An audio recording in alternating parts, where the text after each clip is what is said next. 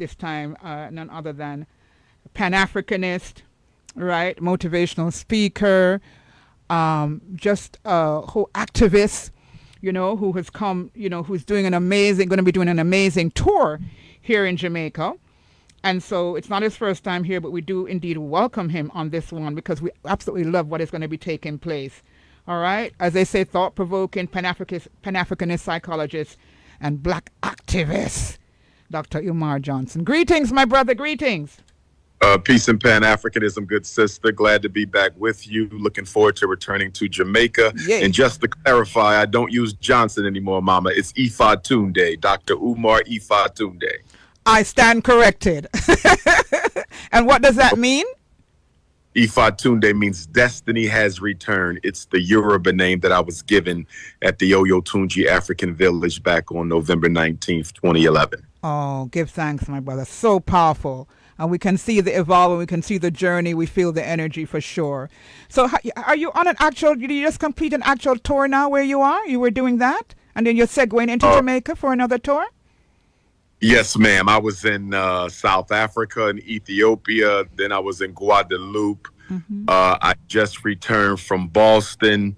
I also just returned from Central Pennsylvania. I'm always on tour, Queen Mother. It never stops. That's your lifestyle. Yes, ma'am. Yeah. And it might be, self-explanatory, but just explain to our listeners why it's so important for you to be doing these actual tours and coming into Jamaica tomorrow to actually do this very impacting tour. Why is it so important? Number one, because consciousness has to be raised. That's number one. Number two, our people have to be inspired because we're continuously under attack by hostile forces. And as a psychologist, I recognize the healing power in my message particularly, but also within the message of Pan-Africanism and Garveyism generally. So as I've been told, as I travel from elders and others, they say that, you actually heal people when you speak and you may not even be aware of that. So I recognize the need as a therapist to just go around and energize our people and keep them focused because we're going through so much globally right now as an African family that I see a lot of our people are beginning to lose hope. They're beginning to slip into addiction, hopelessness, despair, suicidal thoughts, chemical addiction. And so I see part of my ministry is to make sure that brothers and sisters remain focused on global African liberation. Absolutely. And we give thanks. And I like the perspective you put it in terms of the psychologist and the, therapy, because that's exactly what you're doing. It's therapeutic, for us all. So I don't know if you're aware, but today in Jamaica, it has been proclaimed the National Day of Mourning for our children that we have been losing, who have been murdered and maimed. So it is very, very significant and relevant that you're coming into Jamaica tomorrow to do these presentations, especially in schools, Yes. So tell us about the underlying theme. We know what you're about and we know what you focus on and, the therapeutic aspect. What's the underlying theme coming into Jamaica to go into schools and other agencies? Well, my message to the children is somewhat different than my message to the adults. For the children, it's about motivating them to remain focused on their studies, to rebirth Black excellence, because as a certified school psychologist who evaluates children for learning disabilities on a regular basis, I am seeing a crisis in apathy and mediocrity amongst our grade school children, where they are not excelling, where they are not committed to Black excellence. They're doing the very minimum just to get by. And a lot of that is due to the distractions of social media, video gaming, internet, entertainment. But a lot of that is also due to family issues, personal, psychological, and emotional issues, and things like that, that we as a community got to get a handle on. But with the young people, it's all about making sure they understand that there's life after high school, but that life after high school is going to be largely influenced by how you performed while you were in high school. So my message to the children is more, well, actually, they're both motivational. They're both inspirational and informational, but it has a different flavor. It's a different vibration because it's all about focusing on making sure they do the best where they are with what they have. Right. You mentioned the different presentations for adults, for parents, and for youngsters. But we recognize over the years that, parents don't really know how to parent. To this day, a lot of parents, they say, well, we never went to school to learn how to parent. and some of them are so young themselves. You have that, grandmothers going to the same parties like their grandchildren, and that sort of a vibration. What is it that how is it you're going to also incorporate the parents? I know it's about the youth tour, but is there a part of this that's also going to be presenting for adults as parents as well? Well, absolutely. If I'm put in front of parents, I'm going to give a parent message, so my message is always contingent upon who's in front of me. If I walk into an audience full of parents, then I'm going to give my parent presentation. I have several of those. If I walk into an audience full of activists, I'm going to give my activist presentation. If I walk into an audience full of politicians, I'm going to give the politician presentation. The truth of the matter is most audiences are diverse. They have a little bit of everybody in them. So I often find myself giving a little bit of everything in my message. My approach is more of a integrated, eclectic, buffet style approach to my messages. I try to give a little bit of everything because you don't know who needs what. Somebody needs to hear something on Black love. Someone needs to hear something on spirituality. Somebody needs to hear something on education. Someone else needs to hear something on child rearing. Someone else needs to hear something on economics. Somebody want to hear something on reparations. So I try to hit on as many different topics as possible in my message to make sure everybody leaves with what they need. Right, very important. As a Garveyite, Pan-Africanist, psychologist, tell us a bit about how Marcus Garvey, our first national hero, has influenced your life and your presentations as you move through the world. Well, it's interesting you say that because I'm actually standing at the Frederick Douglass Marcus Garvey Academy right now, which is the that we're currently renovating. And we will be having a community grand opening in December. This Frederick Douglass Marcus Garvey Academy. We're inside the John Jacques Dessalines Nat Turner Gymnasium right now. But if I step outside, okay, you can see a little bit of the campus, and I can even show you, please, this beautiful mural behind me. Let's see here, right there. Wow. Marcus Douglass. Wow. Awesome. So this is the school that we own. We have 4 beautiful buildings. Peace, family.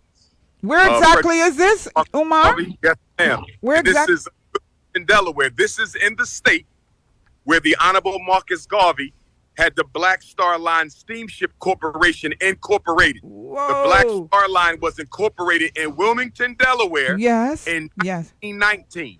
We purchased this campus in Wilmington, Delaware, 2019. So we purchased the Frederick Douglass Marcus Garvey Academy on the centennial of the incorporation of the Black Star Line Steamship Corporation. Wow. You see, my ancestor Frederick Douglass, to whom I'm related by blood, he escaped from slavery in Baltimore through Wilmington, Delaware. He came through the city on up to Philadelphia and New York. And Harriet Tubman also escaped from slavery in Maryland through Wilmington up to Philadelphia. In fact, Harriet Tubman's main benefactor, who was a Caucasian by the name of Thomas Garrett, he's buried a few blocks away from this campus. And Bob Marley, let me not forget, Bob Marley of Jamaica. He worked there in Delaware. Yes, he spent vacation time. Peace and Pan-Africanism, family. He spent vacation time with his mother right here in Wilmington, and they still have the Bob Marley house decorated to Bob Marley's honor just a few blocks away from where we're standing right now. What a powerhouse. So you said this was purchased? And this will be the first school in American history, Queen Mother, built exclusively by the African diaspora. Every penny, every dollar, every nickel came from our own people around the world. Oh, my God. This is awesome. And when will the school be officially opened, Dr. Umar? Well, the grand thing, we're planning for Kwanzaa of December this year.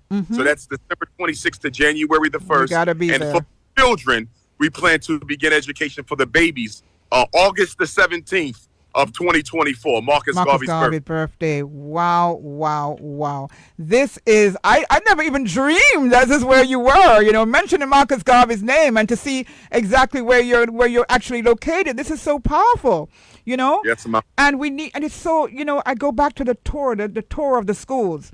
It is so necessary. It is so needed. You know what I'm saying? That we're so honored to be having you to come into the schools. I like the whole concept, the idea, the theme of the Peace school and love, tour. y'all. Peace and love. Oh boy, everybody's out there. Dr. Umar, man, live and direct in Delaware. Picture if you want. Oh, this is for the school. Thank Oh you, my God, this is beautiful. You got something you can wrap this in and put your name on. Oh, Okay, appreciate you, family. Appreciate you. this is so beautiful. Appreciate you. This is awesome. I never expected this. This is outstanding. I'm so looking forward to meeting. Right out of his pocket. Whoa! Frederick Douglass Marcus Garvey Academy. Sean, oh man, what a vibration. That's the type so of love we get. powerful. So we're looking forward to this. And once we open up this school, Queen Mother, we want to open up all over the African diaspora. That's I want right. a Frederick Douglass Marcus Garvey, Jamaica. Oh, you yeah. understand? One in Ocho Rios. I want one in St. Anne's. I want Kingston. Kingston. All over the island. That's right.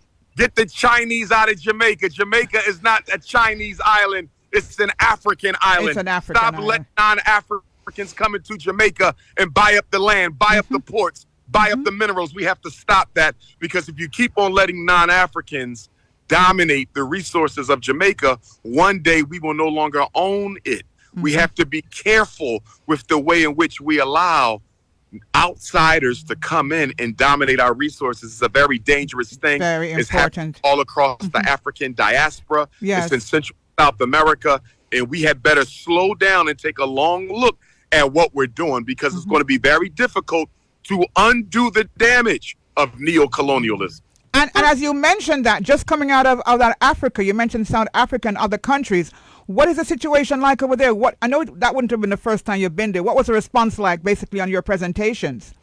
Very powerful. You know, South Africa is one of my biggest support countries on the continent. So it's always very positive. Of course, the biggest concern with South Africa is that although apartheid failed, the economic apartheid remains. The only apartheid that was dismantled was social apartheid.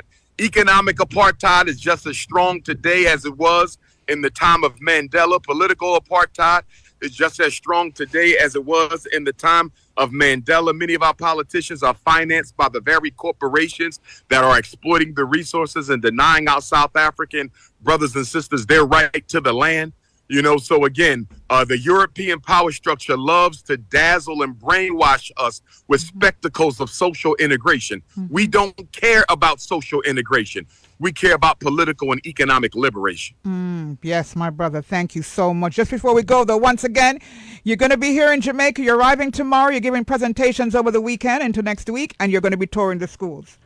All right? Yes, ma'am. Yes. If anyone wants to message me, if you have parents or supporters who want to message Dr. Umar, they can add me on WhatsApp, and that number is 215-989-9858. That's 215-989-9858, and I'm looking forward to it. I haven't been in Jamaica since 2015. It's that long?